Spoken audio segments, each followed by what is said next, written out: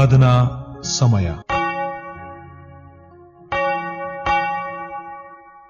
ಪ್ರಾರ್ಥನೆ ಮಾಡೋಣ. ಜೀವದಾಯಕನಾಗಿರುವ ನಮ್ಮ ದೇವರೇ, ನಿನ್ನ ಘನವುಳ್ಳ ನಾಮಕ್ಕೆ ಯೇಸು ಕ್ರಿಸ್ತನ ಮೂಲಕವಾಗಿ ಸ್ತೋತ್ರವನ್ನ ಸಲ್ಲಿಸುತ್ತೇವೆ. ಇನ್ನೊಂದು ಹೊಸ ದಿನದಲ್ಲಿ ಈ ಉದಯದಲ್ಲಿ ನಿನ್ನ ಸ್ತೋತ್ರ ಮಾಡುವಂತೆ ಮತ್ತು ನಮ್ಮ ತನುಮನ ಹೃದಯಗಳನ್ನ ನಿನಗೆ ಸಮರ್ಪಿಸಿ ಆರಾಧನೆಯಲ್ಲಿ ಪಾಲು ತೆಗೆದುಕೊಳ್ಳುವಂತೆ ನಿನ್ನ ಕೃಪೆ ಕೊಟ್ಟದ್ದಕ್ಕಾಗಿ ನಿನಗೆ ಸ್ತೋತ್ರ. ಇದು ನಮ್ಮ ಸಾಮರ್ಥ್ಯವಾಗಲಿ ನಮ್ಮ ಜ್ಞಾನದಿಂದಾಗಲಿ ಅಲ್ಲ, ಬದಲಾಗಿ ನೀನು ನಮ್ಮನ್ನ ಕನಿಕರಿಸಿದ್ದರ ಸಂಕೇತ ಎನ್ನುವಂತಹ ದೈನ್ಯ ಮನಸ್ಸಿನಿಂದ ನಿನ್ನ ಬಳಿಗೆ ನಾವು ಬಂದು ನಿನಗೆ ಕೊಂಡಾಟ ಯಜ್ಞವನ್ನ ಸಮರ್ಪಿಸುತ್ತಿದ್ದೇವೆ. ನಾವು ಯಾವ ಉದ್ದೇಶದಿಂದ ನಿನ್ನ ಬಳಿಗೆ ಬಂದಿದ್ದೇವೆ ಎನ್ನುವಂಥದ್ದನ್ನ ಅರ್ಥ ಮಾಡಿಕೊಂಡು ದೇವರ ನಮ್ಮ ಅಂತರಿಂದ್ರಿಯದ ಮೂಲಕವಾಗಿ ನಮ್ಮನ್ನ ಪರೀಕ್ಷಿಸಿ ನಮಗೆ ಬೇಕಾದಂತಹ ಸುಸ್ಥಿರವಾದಂತಹ ಜೀವನವನ್ನ, ಸಮಾಧಾನ ಮತ್ತು ದೈವಿಕವಾದಂಥ ಆಶೀರ್ವಾದದ ಜೀವನವನ್ನ ನೀನು ತಾನೇ ಈ ಆರಾಧನೆಯ ಮೂಲಕ ಅನುಗ್ರಹಿಸಿಕೊಡು. ಮತ್ತು ಈ ಆರಾಧನೆಯಲ್ಲಿ ಪ್ರಶ್ನೆಯ ಮೂಲಕ ಭಾಗವಹಿಸುವಂತ ಪ್ರತಿಯೊಬ್ಬೊಬ್ಬರಿಗೆ ನಿನ್ನ ಆರಾಧನೆಯ ಮೂಲಕ ದೈವಿಕ ಉತ್ತರದಿಂದ ತೃಪ್ತಿಪಡಿಸಿ ನೀನು ತಾನೇ ಮಹಿಮೆ ಹೊಂದಬೇಕೆಂದು ಯೇಸು ಎನ್ನುವ ಜೀವವುಳ್ಳ ನಾಮದಲ್ಲಿ ಪ್ರಾರ್ಥನೆಯನ್ನ ಬೇಡಿದ್ದೇವೆ. ಆಮೇನ್. ನಮ್ಮ ಈ ಪರಿಶುದ್ಧವಾದ ಆರಾಧನೆಯನ್ನ ಆರಂಭ ಮಾಡುವ ಹಾಗೆ ಆರಂಭದ ಸಂಗೀತವನ್ನ ಹಾಡಿಕೊಳ್ಳೋಣ.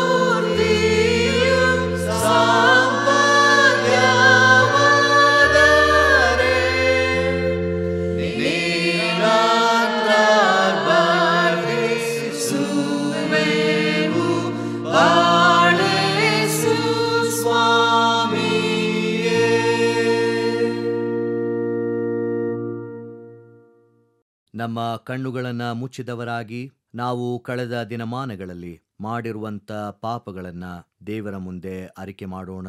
ನಮ್ಮಲ್ಲಿ ಪಾಪವಿಲ್ಲವೆಂದು ನಾವು ಹೇಳಿದರೆ ನಮ್ಮನ್ನು ನಾವೇ ಮೋಸಪಡಿಸಿಕೊಳ್ಳುತ್ತೇವೆ ಮತ್ತು ಸತ್ಯವೆಂಬುದು ನಮ್ಮಲ್ಲಿಲ್ಲ.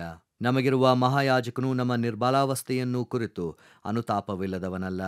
ಆತನು ಸರ್ವ ವಿಷಯಗಳಲ್ಲಿ ನಮ್ಮ ಹಾಗೆ ಶೋಧನೆಗೆ ಗುರಿಯಾದನು, ಪಾಪ ಮಾತ್ರ ಮಾಡಲಿಲ್ಲ.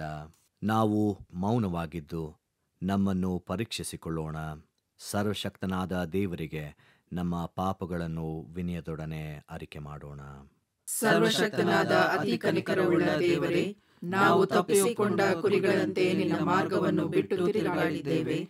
ಹೆಚ್ಚಾಗಿ ನಮ್ಮ ಇಷ್ಟಾನುಸಾರವೇ ನಡೆದಿದ್ದೇವೆ. ನಿನ್ನ ಪವಿತ್ರ ಆಜ್ಞೆಗಳನ್ನು ಮೀರಿದ್ದೇವೆ. ಮಾಡತಕ್ಕದನ್ನು ಮಾಡದೆ ಮಾಡಬಾರದನ್ನು ಮಾಡಿದ್ದೇವೆ. ನಮ್ಮಲ್ಲಿ ಯಾವ ಸ್ವಸ್ಥತೆಯೂ ಇಲ್ಲ. ನೀನಾದರೂ ಕರ್ತನೇ, ನೀಚ ಪಾಪಿಗಳಾದ ನಮ್ಮನ್ನು ಕರುಣಿಸು. ನಮ್ಮ ತಪ್ಪುಗಳನ್ನು ಅರಿಕೆ ಮಾಡುವವರಿಗೆ ಕೃಪೆ ತೋರಿಸು. ನಮ್ಮ ಕರ್ತನಾದ ಕ್ರಿಸ್ತ ಯೇಸುವಿನಲ್ಲಿ ನೀನು ಮನುಷ್ಯರಿಗೆ ಮಾಡಿರುವ ವಾಗ್ದಾನಗಳ ಮೇರೆಗೆ ಪಶ್ಚಾತ್ತಾಪ ಪಡುವವರನ್ನು ಉದ್ಧರಿಸು. ಬಹು ಕನಿಕರವುಳ್ಳ ದೇವರೇ, ನಿನ್ನ ಪವಿತ್ರ ನಾಮಕ್ಕೆ ಮಹಿಮೆ ಉಂಟಾಗುವಂತೆ ನಾವು ಇನ್ನು ಮೇಲೆ ದೇವಭಕ್ತಿಯೂ ನೀತಿಯೂ ಸ್ವಸ್ಥಚಿತ್ತವೂ ಉಳ್ಳವರಾಗಿ ಜೀವಿಸುವ ಹಾಗೆ ಆತನ ನಿಮಿತ್ತ ಸಹಾಯ ದಯಪಾಲಿಸು. ಆಮೆನ್. ನಮ್ಮ ಪಾಪಗಳನ್ನು ಒಪ್ಪಿಕೊಂಡಂತ ನಾವು ನಮ್ಮ ದೇವರಿಂದ ಸಿಗುವಂತ ಪಾಪ ಕ್ಷಮೆಯನ್ನ ಹೊಂದಿಕೊಳ್ಳೋಣ. ಸರ್ವಶಕ್ತನಾದ ಮಹಾಕರುಣೆಯುಳ್ಳ ಕರ್ತನು ನಮ್ಮ ಪಾಪಗಳನ್ನೆಲ್ಲ ಕ್ಷಮಿಸಿ ಪರಿಹರಿಸಿ ಬಾಳನ್ನು ತಿದ್ದುಕೊಳ್ಳುವುದಕ್ಕೆ ಸಮಯವನ್ನು ಪವಿತ್ರಾತ್ಮನಿಂದ ಆಗುವ ಸುಪ್ರೇರಣೆಯನ್ನು ಆದರಣೆಯನ್ನು ನಮಗೆ ದಯಪಾಲಿಸಲಿ. ಆಮೇನ್. ದೇವರನ್ನ ಸ್ತುತಿಸುವ ಹಾಗೆ ಸಂಕೀರ್ತನೆಯನ್ನ ಹಾಡಿಕೊಳ್ಳೋಣ.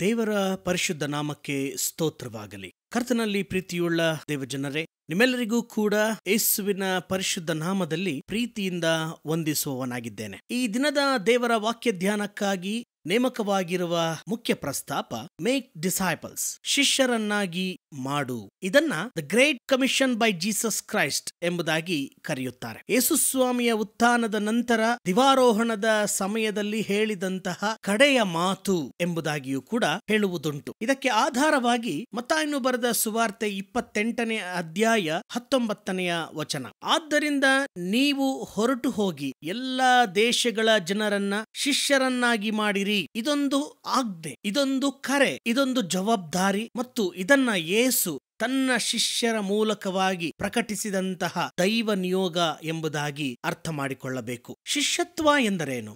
ಗುರುವನ್ನ ಹಿಂಬಾಲಿಸುವಂಥದ್ದು. ನಾವು ಮೊಟ್ಟ ಮೊದಲನೇದಾಗಿ ಶಿಷ್ಯತ್ವ ಎಂದರೆ ಏನು ಎಂಬುದಾಗಿ ಅರ್ಥ ಮಾಡಿಕೊಳ್ಳಬೇಕು. ಶಿಷ್ಯತ್ವ ಎಂದರೆ ಗುರುವನ್ನ ಅನುಕರಿಸುವುದು. ಕೇವಲ ಅನುಸರಿಸುವುದು ಮಾತ್ರವಲ್ಲ, ಗುರುವನ್ನ ಯಥಾಸ್ಥಿತಿಯಲ್ಲಿ ಅನುಕರಿಸುವುದನ್ನ ಶಿಷ್ಯತ್ವ ಎಂಬುದಾಗಿ ಕರೆಯಬಹುದು. ಅದಕ್ಕೆ ಬೈಬಲ್ನಲ್ಲಿ ಅನೇಕ ಉದಾಹರಣೆಗಳನ್ನ ನಾವು ನೋಡಬಹುದು. ಶಿಷ್ಯತ್ವ ಎನ್ನುವಂಥದ್ದು ಕೇವಲ ಒಂದು ಜವಾಬ್ದಾರಿ ಮತ್ತು ಕೇವಲ ಒಂದು ದೈವಿಕವಾದಂಥ ಕರೆ ಮಾತ್ರವೇ ಅಲ್ಲ, ಅದೊಂದು ಆಶೀರ್ವಾದ, ಅದೊಂದು ಯೇಸುವಿನ ಬಯಕೆ ಎಂಬುದಾಗಿ ಅರ್ಥೈಸಿಕೊಳ್ಳುವಂಥದ್ದು ಬಹಳ ಮುಖ್ಯ. ಎಲ್ಲರನ್ನ ಶಿಷ್ಯರನ್ನಾಗಿಸುವುದು ಬಹಳ ಕಷ್ಟ. ಅದಕ್ಕೆ ದೇವರ ಆಯ್ಕೆ ಮುಖ್ಯ. ಕರೆಯಲ್ಪಟ್ಟವರು ಬಹುಜನ, ಆಯಲ್ಪಟ್ಟವರು ಕೆಲವೇ ಮಂದಿ. ಹೀಗೆ ಶಿಷ್ಯತ್ವ ಎನ್ನುವಂಥದ್ದು ದೇವರಿಂದ ಆಯ್ಕೆ ಮಾಡಲ್ಪಡುವಂತಹ ಉನ್ನತವಾದ ಆಶೀರ್ವಾದದ ಪದವಿ ಎಂಬುದಾಗಿ ನಾವು ಅರ್ಥೈಸಿಕೊಳ್ಳುವಂಥದ್ದು ಮುಖ್ಯವಾಗಿದೆ. ಒಂದು ಸಾರಿ ಗುರುಗಳು ತನ್ನ ಶಿಷ್ಯರನ್ನ ಕುರಿತು ಪಾಠ ಮಾಡುತ್ತಾರೆ, ನೈತಿಕವಾದಂತಹ ಬೋಧನೆಯನ್ನ ಮಾಡುತ್ತಿರುತ್ತಾರೆ. ನಮ್ಮೊಳಗೆ 2 ತೋಳಗಳಿವೆ. ಮೊದಲನೇ ತೋಳದ ಲಕ್ಷಣಗಳೇನೆಂದರೆ ಕ್ರೋಧ, ಲೋಭ, ಭಯ, ಚಿಂತೆ, ಅಹಂಕಾರ, ನಿಷೇಧಾತ್ಮಕ ಭಾವ. ಮತ್ತು ಇನ್ನು 2ನೆಯ ತೋಳದ ಗುಣಗಳೇನೆಂದರೆ ಪ್ರೀತಿ, ದಯೆ, ಸಹಾನುಭೂತಿ, ಉದಾರತೆ, ಸಕಾರಾತ್ಮಕ ಧೋರಣೆ. ಈ ರೀತಿಯಾಗಿ ಗುರುಗಳು ಪಾಠ ಮಾಡುವಾಗ ಅಲ್ಲಿದ್ದ ಒಬ್ಬ ಶಿಷ್ಯ ಕೇಳಿದ, ಹಾಗಾದರೆ ಗುರುಗಳೇ, ಯಾವುದು ಗೆಲ್ಲುತ್ತದೆ? ಆಗ ಗುರುಗಳು ಹೇಳಿದಂತಹ ಪ್ರಾಯೋಗಿಕಾತ್ಮಕವಾದ ಉತ್ತರ, ನೀನು ಯಾವುದನ್ನ ಆಹಾರ ಕೊಟ್ಟು ಪೋಷಿಸುತ್ತೀಯೋ ಅದು ಗೆಲ್ಲುತ್ತದೆ. ಗುರುಗಳು ಶಿಷ್ಯತ್ವದ ದಾರಿದೀಪ ಮತ್ತು ಮಾರ್ಗದರ್ಶಕ. ಇವತ್ತು ಶಿಷ್ಯತ್ವ ಯಶಸ್ವಿಯಾಗಬೇಕಾದರೆ ಗುರುವಿನ ಅನುಕರಣೆ ಬಹಳ ಮುಖ್ಯ.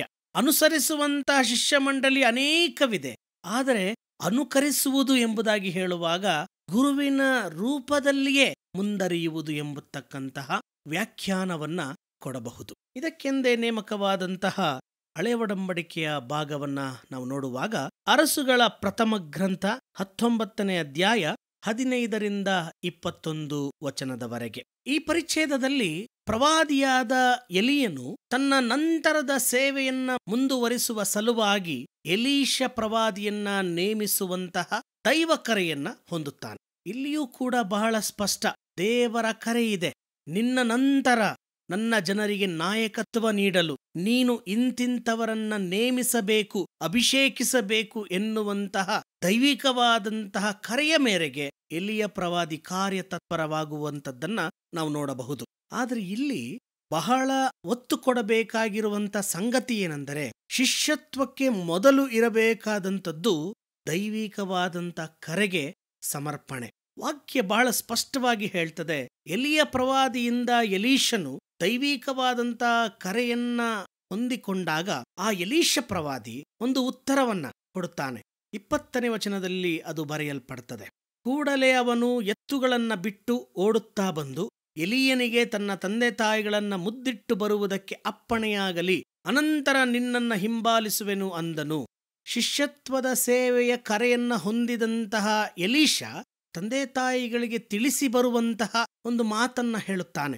ಆದರೆ ಎಲಿಯ ಅದಕ್ಕೆ ಕೋಪಗೊಳ್ಳುತ್ತಾನೆ. ಶಿಷ್ಯತ್ವದ ಸೇವೆಯಲ್ಲಿ ತಂದೆ ತಾಯಿಗಳಾಗಲಿ ತನ್ನ ಕುಟುಂಬದ ಬಗ್ಗೆ ಹಿತಾಸಕ್ತಿಯಾಗಲಿ ಇರಬಾರದು ಎನ್ನುವಂಥದ್ದರ ಅರ್ಥ ಅದರಲ್ಲಿ ಅಡಗಿದೆ ಪ್ರಿಯರೇ. ಯಾಕಂದರೆ ಸುವಾರ್ಥ ಭಾಗದಲ್ಲಿಯೂ ಕೂಡ ಇಂಥದ್ದೇ ಒಂದು ಪರಿಚ್ಛೇದವಿದೆ. ಲೂಕನು ಬರೆದ ಸುವಾರ್ತೆ 9ನೇ ಅಧ್ಯಾಯ 59ನೇ ವಚನದಲ್ಲಿ ಯೇಸು ಮತ್ತೊಬ್ಬನಿಗೆ ನನ್ನನ್ನ ಹಿಂಬಾಲಿಸು ಎಂದು ಹೇಳಲು ಅವನು, ಸ್ವಾಮಿ, ನಾನು ಮೊದಲು ಹೋಗಿ ನನ್ನ ತಂದೆಯ ಉತ್ತರ ಕ್ರಿಯೆಗಳನ್ನ ಮಾಡಿ ಬರುವಂತೆ ನನಗೆ ಅಪ್ಪಣೆಯಾಗಬೇಕು ಅಂದನು. ಹಾಗೆ ಯೇಸುವಿನ ಮಾತು ಕಠೋರವಿರಬಹುದು, ಆದರೆ ಅದರಲ್ಲಿ ದೈವ ಆದ್ಯತೆ ಎದ್ದು ಕಾಣುತ್ತದೆ. ಆದರೆ ಅವನು ಅವನಿಗೆ, ಸತ್ತವರೇ ತಮ್ಮವರಲ್ಲಿ ಸತ್ತು ಹೋದವರ ಉತ್ತರ ಕ್ರಿಯೆಗಳನ್ನ ಮಾಡಲಿ, ನೀನಂತೂ ಹೋಗಿ ದೇವರ ರಾಜ್ಯವನ್ನ ಪ್ರಸಿದ್ಧಿಪಡಿಸು ಎಂದು ಹೇಳಿದನು.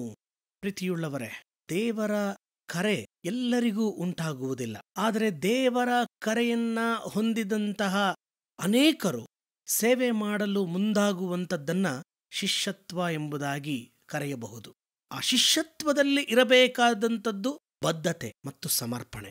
ಇಲ್ಲಿ ಎಲೀಷ ಪ್ರವಾದಿಯ ಮೊದಲ ಪ್ರತ್ಯುತ್ತರವನ್ನ ನೋಡುವಾಗ ಮೇಲ್ನೋಟಕ್ಕೆ ಆ ಕರೆಯನ್ನ ಅಂಗೀಕರಿಸಿದಾಗ್ಯೂ ಕೂಡ ತನ್ನ ತಂದೆ ತಾಯಿಗಳಿಗೆ ಆದ್ಯತೆಯನ್ನ ನೀಡುವಂತಹ ಮಗನ ಕಾರ್ಯವನ್ನೂ ಕೂಡ ನಾವು ಗಮನಿಸಬೇಕು. ಆದರೆ ತದನಂತರದಲ್ಲಿ ನಡೆದ ಘಟನೆಯನ್ನ ನಾವು ನೋಡುವಾಗ 21ನೇ ವಚನ ಸ್ಪಷ್ಟಪಡಿಸುತ್ತದೆ.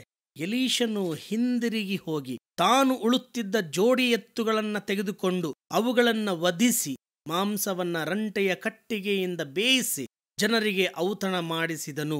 ಅನಂತರ ಅವನು ಎದ್ದು ಎಲೀಯನನ್ನ ಹಿಂಬಾಲಿಸಿ ಅವನ ಸೇವಕನಾದನು. ತನ್ನ ವೃತ್ತಿಯನ್ನ ಬದಲಿಸಿದ. ವಾಕ್ಯ ಹೇಳ್ತದೆ, 12 ಜೋಡಿ ಎತ್ತುಗಳನ್ನ ಆತನು ಉಳುತ್ತಿದ್ದನು ಮತ್ತು ಇಲ್ಲಿ ಜೋಡಿ ಎತ್ತುಗಳನ್ನ ವಧಿಸಿದನು. ಇದರರ್ಥ ತಾನು ಮಾಡುತ್ತಿದ್ದಂತಹ ಕೆಲಸವನ್ನ ಬಿಟ್ಟ. ಶ್ರೀಮಂತಿಕೆ ಇದ್ದಿರಬಹುದು, 12 ಜೋಡಿ ಎತ್ತುಗಳು ಇದೆ ಎಂದರೆ ಆತ ಬಹುಶಃ ಶ್ರೀಮಂತ. ಆದರೆ ದೈವಿಕವಾದಂತಹ ಕರೆ ನಿಮಿತ್ತ ಅದನ್ನ ಬಿಟ್ಟು ಬರುವಂಥದ್ದು ನಿಜವಾದಂಥ ತ್ಯಾಗ. ಶಿಷ್ಯರಿಗೆ ಮೊಟ್ಟ ಮೊದಲನೇದಾಗಿ ಇರಬೇಕಾದಂಥ ಲಕ್ಷಣ ತ್ಯಾಗ. ಶಿಷ್ಯರನ್ನಾಗಿ ಮಾಡುವಂಥದ್ದು ಗುರುವಿನ ಕೆಲಸ. ಆ ಗುರುವಿಗೆ ಪ್ರತಿಕ್ರಿಯೆಯಾಗಿ ತಮ್ಮನ್ನ ಸಮರ್ಪಿಸಿಕೊಳ್ಳುವಂಥ ತ್ಯಾಗ ಶಿಷ್ಯ ಮಂಡಳಿಯಲ್ಲಿರತಕ್ಕದ್ದು. ಪ್ರಿಯರೇ, ಯೇಸುವನ್ನ ಅನುಕರಿಸುವಂಥದ್ದು, ಯೇಸುವಿನ ಕರೆಗೆ ನಂಬಿಗಸ್ತರಾಗಿ ತ್ಯಾಗಮಯವಾದಂಥ ಜೀವನದ ಮೂಲಕ ಸೇವೆಗೆ ಸಮರ್ಪಿಸಿಕೊಳ್ಳುವಂಥದ್ದೇ ನಿಜವಾದಂಥ ಶಿಷ್ಯತ್ವ. ಇನ್ನು ಎರಡನೇದಾಗಿ ಇದಕ್ಕೆಂದೇ ನೇಮಕವಾದಂಥ ಸುವಾರ್ಥ ಭಾಗವನ್ನು ನೋಡುವಾಗ ಯೋಹಾನನು ಬರೆದ ಸುವಾರ್ತೆ 1ನೇ ಅಧ್ಯಾಯ 35ರಿಂದ 42 ವಚನ. ಯೇಸು ಪ್ರಥಮ ಶಿಷ್ಯರನ್ನ ಮಾಡಿಕೊಳ್ಳುವಂತಹ ಸಂದರ್ಭ. ಬಹಳ ಮುಖ್ಯವಾಗಿ ಪೇತ್ರ ಮತ್ತು ಆಂದ್ರೆಯನನ್ನ ದೇವರು ಕರೆಯುವಂಥದ್ದು. ಯೇಸುಸ್ವಾಮಿ ಯಾಕೆ ಶಿಷ್ಯರನ್ನ ಬೆಳೆಸಿದ, ಯಾಕೆ ಶಿಷ್ಯರನ್ನ ಆಯ್ದುಕೊಂಡ, ಈ ಮಾತು ಕೂಡ ನಾವು ಅರ್ಥೈಸಿಕೊಳ್ಳುವಂಥದ್ದು ಮುಖ್ಯ. ತನ್ನ ಕಾಲದ ನಂತರದಲ್ಲಿ ತನ್ನ ಸೇವೆಯನ್ನ ಮುಂದರಿಸಲು, ತಾನು ಬಿಟ್ಟಂತಹ ನಿಯೋಗವನ್ನ, ದೇವರ ರಾಜ್ಯವನ್ನ ಬೆಳೆಸಲು ಶಿಷ್ಯರನ್ನಾಗಿ ಮಾಡಿಕೊಳ್ಳುತ್ತಾನೆ. ಅದೇ ವೇಳೆಯಲ್ಲಿ ಈ ಶಿಷ್ಯರಲ್ಲಿರಬೇಕಾದಂಥ ಇನ್ನೊಂದು ಲಕ್ಷಣ ಯೇಸುವನ್ನ ಹಿಂಬಾಲಿಸುವುದು.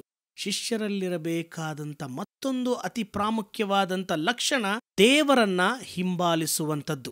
ಈ ಹೊತ್ತು ಇಡೀ ಕ್ರೈಸ್ತ ಸಮುದಾಯ ಒಂದರ್ಥದಲ್ಲಿ ಕ್ರಿಸ್ತನ ಶಿಷ್ಯತ್ವದ ಸಂಕೇತ.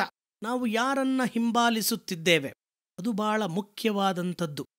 ನಮ್ಮೆಲ್ಲರಿಗೂ ಗೊತ್ತಿರುವ ಹಾಗೆ ಅಪೋಸ್ತಲರ ಕೃತ್ಯಗಳು 11ನೇ ಅಧ್ಯಾಯ 26ನೇ ವಚನವನ್ನ ಓದುವಾಗ, ಆಮೇಲೆ ಅವರು ಪೂರಾ 1 ವರ್ಷ ಸಭೆಯವರ ಸಂಗಡ ಕೂಡಿದ್ದು ಬಹುಜನರಿಗೆ ಉಪದೇಶ ಮಾಡಿದರು. ಅಂತಿಯೋಕ್ಯದಲ್ಲಿಯೇ ಶಿಷ್ಯರಿಗೆ ಕ್ರೈಸ್ತರೆಂಬ ಹೆಸರು ಮೊದಲು ಬಂತು. ಅರ್ಥೈಸಿಕೊಳ್ಳಬೇಕಾಗಿರುವಂಥ ವಾಕ್ಯ, ಅಂತಿಯೋಕ್ಯ ಎನ್ನುವಂತಹ ಸ್ಥಳದಲ್ಲಿ ಶಿಷ್ಯರಿಗೆ ಕ್ರೈಸ್ತರು ಎನ್ನುವಂತಹ ಹೆಸರು ಬಂತು. ಇಲ್ಲಿ ಯಾಕೆ ಶಿಷ್ಯರಿಗೆ ಕ್ರೈಸ್ತರು ಎಂಬುದಾಗಿ ಕರೆದರು ಎಂದರೆ, ಅವರು ಮಾಡುತ್ತಿದ್ದಂಥ ಆಚರಣೆಗಳಿಂದಾಗಲಿ ಅಥವಾ ಅವರ ಬೋಧನೆಗಳಿಂದಾಗಲಿ ಅಲ್ಲ, ಬದಲಾಗಿ ಯೇಸುವಿನ ನಡವಳಿಕೆ ತದ್ರೂಪವಾಗಿರುವುದರಿಂದ ಯೇಸುವಿನ ರೀತಿಯಲ್ಲಿ ಅನೇಕರನ್ನ ಎಬ್ಬಿಸುತ್ತಿದ್ದರು. ಯೇಸುವಿನ ರೀತಿಯಲ್ಲಿ ಅದ್ಭುತ ಕಾರ್ಯಗಳನ್ನ ಮಾಡುತ್ತಿದ್ದರು. ಯೇಸುವಿನ ರೀತಿಯಲ್ಲಿ ಬೋಧನೆಗಳನ್ನ ಮಾಡುತ್ತಿದ್ದರು. ಯೇಸುವಿನ ರೀತಿಯಲ್ಲಿ ಸ್ವಸ್ಥತೆಯನ್ನ, ಬಿಡುಗಡೆಯನ್ನ ಮಾಡುತ್ತಾ ಇದ್ದರು. ಇದಕ್ಕೆ ಅನುರೂಪವಾಗಿ ಇನ್ನೊಂದು ಉದಾಹರಣೆಯನ್ನ ನೋಡುವಾಗ ಅಪೋಸ್ತಲರ ಕೃತ್ಯಗಳು 5ನೇ ಅಧ್ಯಾಯ 15ನೇ ವಚನವನ್ನ ನಾವು ನೋಡುವಾಗ, ಹೀಗಿರುವುದರಿಂದ ಜನರು ರೋಗಿಗಳನ್ನು ದೋಲಿಗಳ ಮೇಲೆಯೂ ಹಾಸಿಗೆಗಳ ಮೇಲೆಯೂ ಇಟ್ಟು, ಪೇತ್ರನು ಬರುವಾಗ್ಗೆ ಅವನ ನೆರಳು ಇವರಲ್ಲಿ ಯಾವನ ಮೇಲಾದರೂ ಬೀಳಲಿ ಎಂದು ಅವರನ್ನ ಬೀದಿಗೆ ತೆಗೆದುಕೊಂಡು ಬರುತ್ತಿದ್ದರು. ಯೆರೂಸಲೇಮಿನ ಸುತ್ತಲಿರುವ ಊರುಗಳ ಜನರೂ ಸಹ ರೋಗಿಗಳನ್ನೂ ದೆವ್ವಗಳ ಕಾಟವಿದ್ದವರನ್ನೂ ಹೊತ್ತುಕೊಂಡು ಗುಂಪು ಗುಂಪಾಗಿ ಬರುತ್ತಿದ್ದರು. ಅವರೆಲ್ಲರಿಗೂ ವಾಸಿಯಾಗುವುದು. ಯೇಸುವಿಗಿಂತಲೂ ಕೂಡ ಶಿಷ್ಯರ ಅದ್ಭುತ ಮತ್ತು ಬಿಡುಗಡೆ, ಸ್ವಸ್ಥತೆಯ ಸೇವೆ ಬಹಳ ಖ್ಯಾತಿಯಲ್ಲಿತ್ತು ಎಂಬುದಾಗಿ ಹೇಳುವುದಕ್ಕೆ ಈ ವಚನ ನಮಗೆ ಸಾಕ್ಷಿಯಾಗಿದೆ. ನೋಡ್ರಿ, ಅಲ್ಲಿ ವಾಕ್ಯ ಹೇಳ್ತದೆ, ಪೇತ್ರನು ಬರುವಾಗೆ ಅವನ ನೆರಳು ಇವನ ಮೇಲೆ ಬಿದ್ದರೆ ವಾಸಿಯಾಗುವುದು. ಹಾಗಾದ್ರೆ ಇಲ್ಲಿ ವಚನ ಹೇಳುವಂತೆ ಪೇತ್ರನು ಎಷ್ಟು ಪವರ್ಫುಲ್ ಎಂಬುದಾಗಿ ಅಲ್ಲ, ಬದಲಾಗಿ ಆತನಲ್ಲಿದ್ದಂತಹ ಗುರುವಿನ ಆತ್ಮದ ಶಕ್ತಿ, ಪವಿತ್ರಾತ್ಮನ ಶಕ್ತಿ. ಯೇಸುಸ್ವಾಮಿ ಅದಕ್ಕಾಗಿ ಶಿಷ್ಯರನ್ನಾಗಿ ಮಾಡಿದ. ತನ್ನ ಆತ್ಮದ ಮೂಲಕವಾಗಿ, ಆ ಶಿಷ್ಯರ ಮೂಲಕವಾಗಿ ತಾನು ಸಾಧಿಸಬೇಕಾಗಿದ್ದಂತಹ ನಿಯೋಗವನ್ನ ಸಾಧಿಸುವಂಥದ್ದು ದೈವ ನಿಯಮ ಮತ್ತು ದೈವ ಪ್ರಕಟಣೆಯಾಗಿತ್ತು. ನಾವು ಯಾರನ್ನ ಗುರು ಎಂಬುದಾಗಿ ಅಂಗೀಕರಿಸುತ್ತೇವೆ ಅದು ಬಹಳ ಮುಖ್ಯ. ಗುರುವೇ ಎಂಬುದಾಗಿ ಕರೆಯುವಂಥದ್ದು ಅದು ನಮ್ಮ ಸಮರ್ಪಣೆಯ ಸಂಕೇತ, ಅದು ನಮ್ಮ ಅಸ್ತಿತ್ವದ ಸಂಕೇತ, ಅದು ನಮ್ಮ ಅಸ್ಮಿತೆ ಮತ್ತು ಜೀವನದ ಆಯ್ಕೆಯ ಸಂಕೇತ. ಇಲ್ಲಿ ಪೇತ್ರನಾಗಲಿ ಅಥವಾ ಉಳಿದ 11 ಮಂದಿ ಶಿಷ್ಯರಾಗಲಿ ಅವರ ಜೀವನದ ಆಯ್ಕೆ ಗುರುವಾದಂಥ ಯೇಸುವಾಗಿತ್ತು. ಇವತ್ತು ಕ್ರೈಸ್ತ ಸಭೆಯಲ್ಲಿ, ಸಮುದಾಯದಲ್ಲಿ ನಮಗೆ ಹೊರತಲಾಂತುಗಳಿದೆ, ನಾಯಕತ್ವದ ಸ್ಥಾನಮಾನಗಳಿದೆ. ಆದರೆ ಇವತ್ತು ನಮ್ಮ ಬಲಹೀನತೆ ಎಲ್ಲಿ ಗೊತ್ತಾ? ನಾವು ಬೆಳೆದಿದ್ದೇವೆ, ಇನ್ನೊಬ್ಬರನ್ನ ಬೆಳೆಸುತ್ತಿಲ್ಲ. ನನ್ನ ನಂತರದಲ್ಲಿ ನನ್ನ ಸಭೆ ಬರುಡಾಗಬಾರದು, ತಲಾಂತು ಶೂನ್ಯವಾಗಬಾರದು ಎನ್ನುವಂಥ ಮನಸ್ಥಿತಿಯಲ್ಲಿ ಇನ್ನೊಬ್ಬರನ್ನ ಮೇಲೆತ್ತುವಂತಹ, ಇನ್ನೊಬ್ಬರಿಗೆ ತಮ್ಮ ವರಗಳನ್ನ ದಾನ ಮಾಡುವಂತ ಮನಸ್ಥಿತಿ, ಉದಾರ ಮನೋಭಾವ, ತ್ಯಾಗದ ಪ್ರತಿಕ್ರಿಯೆ ನಮ್ಮಲ್ಲಿಲ್ಲ. ಅದಕ್ಕಾಗಿ ಕ್ರೈಸ್ತ ಶಿಷ್ಯತ್ವ ಈ ಹೊತ್ತು ಬೆಳೆಯುತ್ತಿಲ್ಲ ಕರ್ತನಲ್ಲಿ. ಪ್ರಿಯರೇ, ಹಳೆ ಒಡಂಬಡಿಕೆಯ ಭಾಗ ಮತ್ತು ಸುವಾರ್ಥ ಭಾಗ ಹೇಳಿದಂತೆ ಎಲಿಯನ ನಂತರದ ಸೇವೆಯಲ್ಲಿ ಸೇವೆಯನ್ನ ಮುಂದರಿಸಲು ಎಲೀಷನನ್ನ ಶಿಷ್ಯನನ್ನಾಗಿ ಮಾಡಿದಂತೆ, ಯೇಸುವಿನ ನಂತರದಲ್ಲಿ ತನ್ನ ಶಿಷ್ಯರು ಯೇಸುವಿನ ಸೇವೆ ಮಾಡಿದಂತೆ ಈ ಹೊತ್ತು ನಮ್ಮ ದೇವಾಲಯಗಳಲ್ಲಿ, ನಮ್ಮ ಸಮುದಾಯಗಳಲ್ಲಿ, ನಮ್ಮ ಸಮಾಜದಲ್ಲಿ ನಮ್ಮ ಕ್ರಿಸ್ತನ ಪ್ರೀತಿ ಮತ್ತು ಕ್ರಿಸ್ತನ ಸೇವೆ ಮುಂದುವರಿಯಬೇಕಾದ್ರೆ ನಾವುಗಳೂ ಕೂಡ ನಮ್ಮಲ್ಲಿರುವಂಥವರ ತಲಾಂತುಗಳನ್ನ, ನಮ್ಮಲ್ಲಿರುವಂಥ ನಾಯಕತ್ವವನ್ನ ಇನ್ನೊಬ್ಬರನ್ನ ಗುರ್ತಿಸಿ, ಇನ್ನೊಬ್ಬರನ್ನ ಬೆಳೆಸಿ, ಇನ್ನೊಬ್ಬರಿಗೆ ಬಿಟ್ಟುಕೊಡುವಂತಹ ನಿಜವಾದ ಮನಸ್ಥಿತಿಯುಳ್ಳವರಾಗುವಾಗ ಕ್ರೈಸ್ತ ಶಿಷ್ಯ ಮಂಡಳಿಗೆ ಅರ್ಥ ಬರ್ತದೆ. ಕ್ರೈಸ್ತ ಶಿಷ್ಯ ಮಂಡಳಿ ಸಮಾಜದಲ್ಲಿ ಕ್ರಿಸ್ತನ ಕಿರಣವನ್ನ, ಕ್ರಿಸ್ತನ ಬೆಳಕನ್ನ ಪ್ರತಿನಿಧಿಸಲು ಮತ್ತು ಸಾಕ್ಷೀಕರಿಸಲು ಸಾಧ್ಯವಾಗುತ್ತದೆ. ಸೇವೆಯ ಅಭಿವೃದ್ಧಿಗಾಗಿ, ದೇವರ ರಾಜ್ಯದ ಅಭಿವೃದ್ಧಿಗಾಗಿ ಇನ್ನೊಬ್ಬರನ್ನ ಬೆಳೆಸುವಂಥದ್ದು, ಶಿಷ್ಯರನ್ನಾಗಿ ಮಾಡುವಂಥದ್ದು ನಿನ್ನ ಜವಾಬ್ದಾರಿ ಮತ್ತು ಕರ್ತವ್ಯ. ಇಂತಹ ಆಶೀರ್ವಾದದ ಸೇವೆಯಲ್ಲಿ ನಮ್ಮನ್ನ ತೊಡಗಿಸಿಕೊಳ್ಳೋಣ, ನಮ್ಮನ್ನ ಸಮರ್ಪಿಸಿಕೊಳ್ಳೋಣ. ನಿಸ್ವಾರ್ಥವಾದ ಸೇವೆಯ ಮೂಲಕ ಶಿಷ್ಯರನ್ನಾಗಿ ಮಾಡೋಣ. ನಿಜವಾದ ನಂಬಿಗಸ್ತಿಕೆಯ ಸೇವೆಯನ್ನ ಮಾಡುವ ಹಾಗೆ ಪರಿಶುದ್ಧಾತ್ಮನು ತಾನೇ ನಮ್ಮನ್ನ ಉಪಯೋಗಿಸಿಕೊಳ್ಳಲಿ. ದೇವರ ವಾಕ್ಯವಿದು. ಆಮೇನ್. ದೇವರ ವಾಕ್ಯ ಸಂದೇಶವನ್ನು ಕೇಳಿದಂತ ನಾವು ನಮ್ಮ ನಂಬಿಕೆಯನ್ನ ದೃಢಪಡಿಸಿಕೊಳ್ಳುವ ಹಾಗೆ ಅಪೋಸ್ತಲರ ವಿಶ್ವಾಸ ಸೂತ್ರವನ್ನ ಏಕ ಮನಸ್ಸಿನಿಂದ ಒಟ್ಟಾಗಿ ಅರಿಕೆ ಮಾಡೋಣ.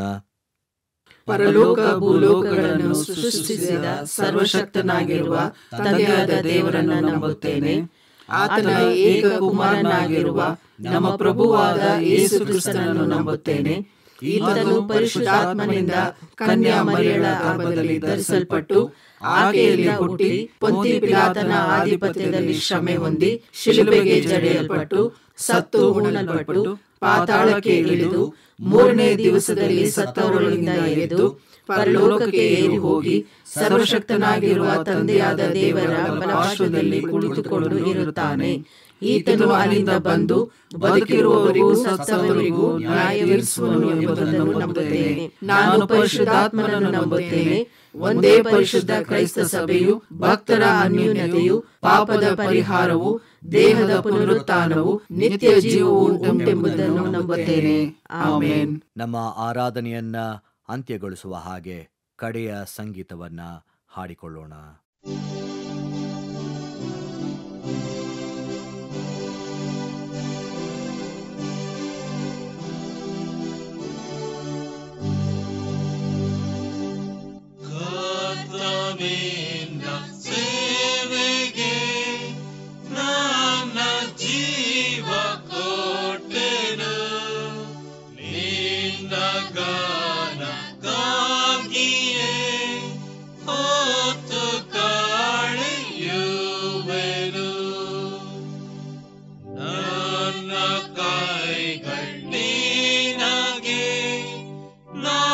ಪ್ರತಿಷ್ಠೆ ಮಾಡಿದೆ